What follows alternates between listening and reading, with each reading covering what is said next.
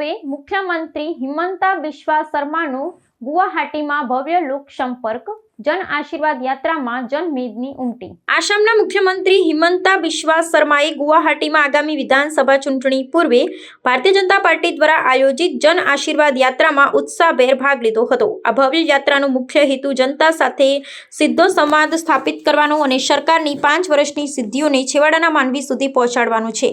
ગુવાહાટીના વિવિધ મુખ્ય માર્ગો પર પરિભ્રમણ દરમિયાન મોટી સંખ્યામાં પક્ષના કાર્યકરો અને સ્થાનિક નાગરિકો ઉમટી પડ્યા હતા, જેને કારણે સમગ્ર વાતાવરણ ચૂંટણીમય બની ગયું હતું।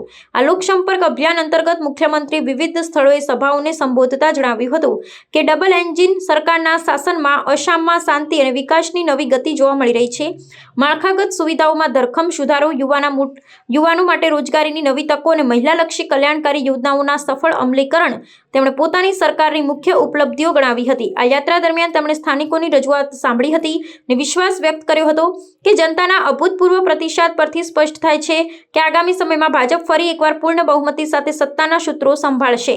રાજકીય વિશ્લેષકો આ યાત્રાને ચૂંટણી જીતવા માટેના મહત્વપૂર્ણ વ્યૂહાત્મક પગલા તરીકે જોઈ રહ્યા છે, કારણ કે તે પક્ષના પાયાના કાર્યકરોમાં નવો જોમ અને ઉત્સાહ પૂરે છે।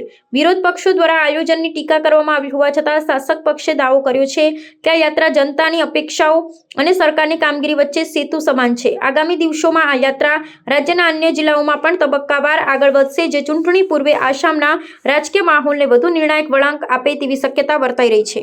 I think I am satisfied that people are acknowledging what we have done in last 5 years, and I hope that people will give us a very strong mandate this time.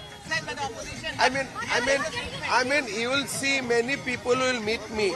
Somebody will come that we got job. Somebody will say that we got land, and someone will come and thanks me that you have taken strong action against illegal infiltrators. So it is not a one issue, multiple issue. People are supporting us.